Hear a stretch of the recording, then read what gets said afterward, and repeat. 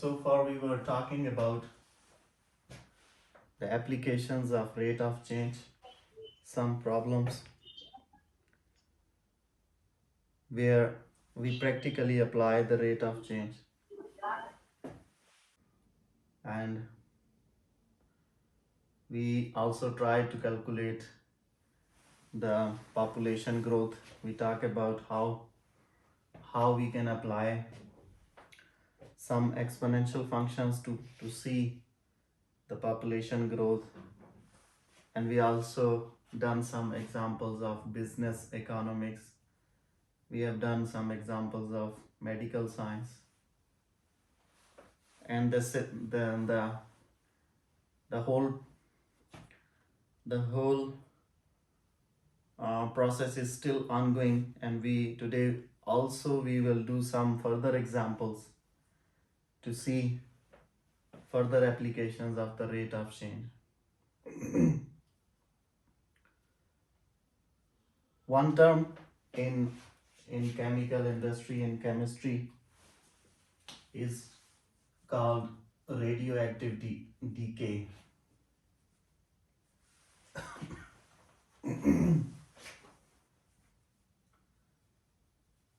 This is the term used for the elements of periodic table, which are or the elements which can continuously emit some radiations, and their mass continuously decreases with the passage of time, and ultimately after some time or whatever is their lifetime, after that their mass just vanishes, means their lifespan finishes.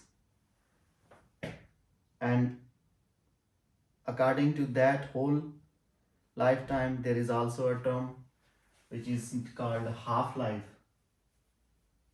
So for all those radioactive elements which are facing the radioactive decay, for them we also have a term which is called half-life. It is actually the half of the total time in which their mass vanishes. So if m naught for such kind of elements, if I say m naught is the initial mass, means the mass of the substance when it was created, the initial mass at time t equals to 0. So this is, I'm saying this m naught is the mass of the substance when it was created, when it was came into being. So if m naught is the initial mass, and I further say that m of t, suppose, is the mass of the substance which is facing the radioactive decay, and if m is the mass of the substance at any time,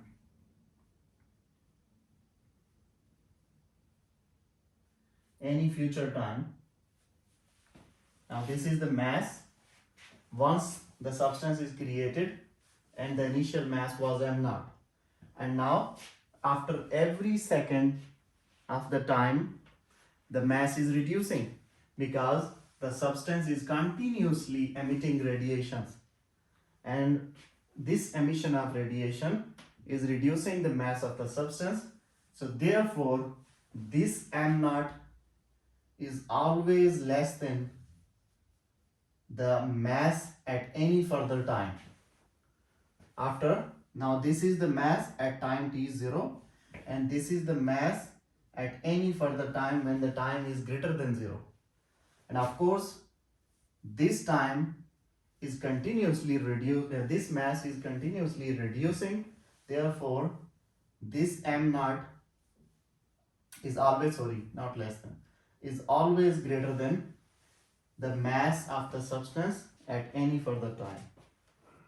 For this process, since the mass is reducing, we say we define a differential equation. The rate of the change or the relative decay in the mass of the substance is defined by this relationship minus 1 over m dm by dt. Now the negative sign is appearing because the mass is decreasing continuously.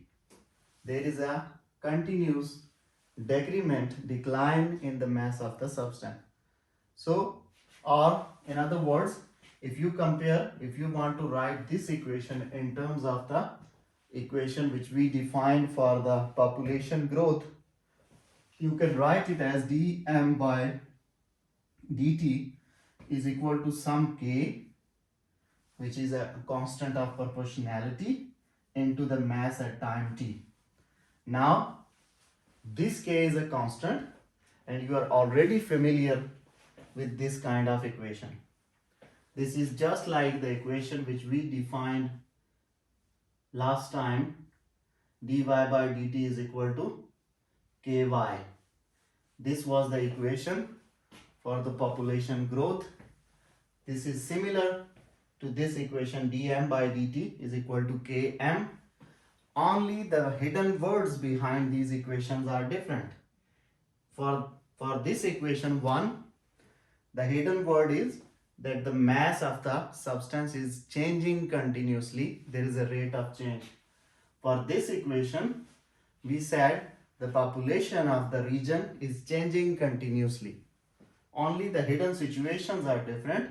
The equation is same. The concept is same. But in this case, the answer is same. The answer will be m is equal to some m naught e raised to the power kt. And in the case of this equation dy by dt, the answer was y is equal to y naught e raised to the power kt. Both are same. Just one thing is written in m, the other thing is written in terms of y. But the results are different. In the case of population growth, we said that the graph of population is increasing exponentially, like this, increasing exponentially. In case of the radioactive decay, in case of the substance which is decaying continuously because of the emission of the radiations, the mass of the substance is decreasing continuously. Now this is the graph for the m, this is graph for the y. The population increases rapidly after every second. Mass in case of radioactive decay decreases rapidly after every second. For example, and I already told you, when we talk about the radioactive decay, when we talk about the substances which are facing the radioactive decay, then we also talk about the half-life. So, we do not often talk about the full life, whole life of the substance. We talk about the half-life of the substance. So, let's do an example using the half-life concept. The example is the half-life of radium 226. This is the name of a substance, an element, and the question says that the half-life of this substance is 1590 years. Means the half time this substance have the existence on the universe, the half time is this. So from here you can calculate the whole life of this substance. Simply multiply this thing with 2, then that is the whole life. But we always talk about half-life. The question is, if m naught, the initial mass of this element, this substance, is 100 milligram. Now this is the mass of the substance at time t equal to 0. Means when this substance was produced, this is the mass original mass at which like when a baby born, then the mass of a baby is called m naught, the mass at time t equal to 0. Similarly, when this substance was produced, the mass of this substance is m naught, which is equal to this at time t equal to 0. Find a formula to calculate the mass after time t. What will be the mass after time t? Just give a formula which can relate the mass after time t with the initial mass and the use of half-life. Second part of the question is find mass after 1000 years. And third part of the question is when will the mass reduce to 30 milligram? Original mass at the time t0 is 100 milligram. Now you should keep in mind that if this is 100, then continuously the mass is reducing, and ultimately once the life of the substance is finished, here it becomes 0. So it is continuously decreasing after every passing second, and so on. Now this is t0. At t0 the mass is 100. When time is 1, the mass is 99. I'm just explaining, it's not actually for this thing. I'm just saying that when the time is increasing, this thing is decreasing. And then when the time is maximum, whatever the whole life of the substance, then the mass is 0. So there is inverse relation, and the continuously exponentially declining graph.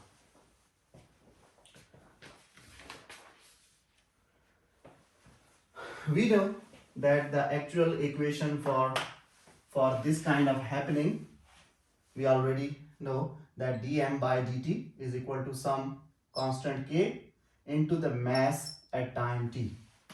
This is the equation in general for a radioactive substance. This is a general equation for the process of radioactive decay. So the question he asked that give me this equation in terms of this data. Manipulate this equation, use this data and manipulate this equation so that we can say that yes, now this differential equation is specifically for the radium-226. Now I know that m naught is 100, and I also know for this equation, the solution of this equation m of t equals to m naught e raised to the power kt. We already discussed this thing in terms of dy by dt. So the same concept is coming here, the same pattern, that how the solution of this differential equation can be this. Now this is the solution of a differential equation which is generally defined for a radioactive process, not for this. So far this is a general expression, this one and also this one, they are the general expressions for radioactive decay, they are not the expression for this. So the first question is give us these expression in terms of this data. So first thing which I know from this data, I have m naught. So for this data I can write that m of t is equal to m naught e raised to the power kt. Now still if I want to use this equation, this is the step 1. If I want to use this equation to get m of t at any further time t, then there is a problem. I don't know what is k. So still this equation is of no use, because I cannot use this equation to calculate the lifespan, to calculate the mass of this material after, let's say, 10 years. If I say, okay, give me the mass of this material after 10 years, and I'm assuming that this is the equation of the decay of the mass for this material, then I simply need to put 10 instead of t. But when I put 10 instead of t, I know m naught, I can replace m naught with the value, I know it is. So it is 100 e raised to the power kt. Now if I put t equals to 10 and here is 100, it is exponential. Still, because of k, I cannot get an answer. So still this is not a model for this situation. Still I have to figure out that what is the value of k for this material. So the second step is I further need to improve this equation to find the value of k and put it here, and then this model will become exactly the model for radium-226. But still this is one step. I am one step ahead now. Originally the equation was this, but now I have 100 put in it, so I know the m naught. Now I am one step ahead of this model towards the radium-226.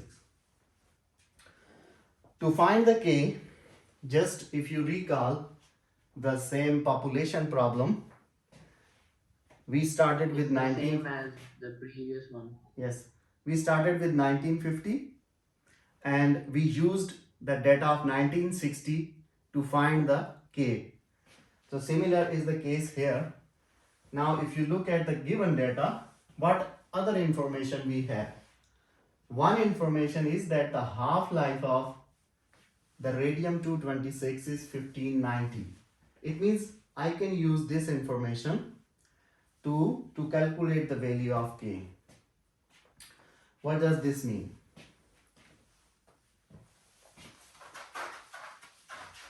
Time?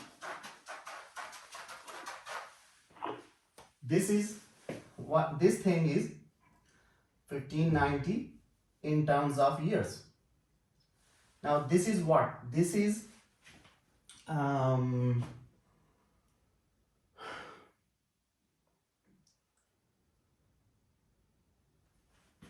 what will happen if I am, let's suppose, if I am starting from the year 1 and I reach to year 1590, then what will happen to the mass of the radium? It will become half mass. The initial mass divided by 2. Divided by 2. So it will become 100 divided by 2, that is 50. So it means that at 1590 years, this thing will be 50. The mass of the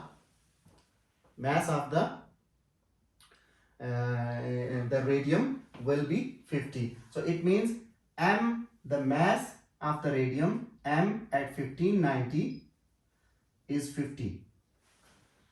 So I can use this information here and I can say, okay, when the time is 1590, the half-life, the right side is same, 1590. I can simply use this data. Now I know what is this. This is 50. So 50 is equal to 100 e raised to the power 1590 k. So the only thing which is now unknown in this equation is k. So from here, if I simplify this whole thing, yes, I will get the value of k. You can do the simplification. I'm just writing the direct value. Okay. You can see what will happen here. We'll divide the 100 by 50. 50 by 100. It will become 50 divided by 100 equals to e raised to the power 1590 k. Take the natural log on both sides. Both sides. So it will become, now this is actually 1 by 2. If you simplify, 50 divided by 100 means 1 by 2. It becomes ln of 1 minus ln of 2, right? Yeah. Ln of a by b equals to ln of a minus ln of b. This is the rule of natural law. So ln of 1 minus ln of 2, and on the right ln and e cancel out, so it is 1590 k. So minus ln of 1 is 0 and it will become minus ln of 2 divided by 1590. The total is equal to minus 0.67. Yes. So the answer is, what is the answer?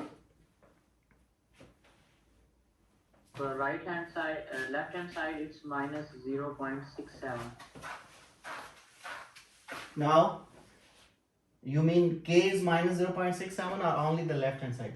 Divide the left hand Only side. the left hand side, yeah. Now divide the left hand side with 1590 and what will be the answer?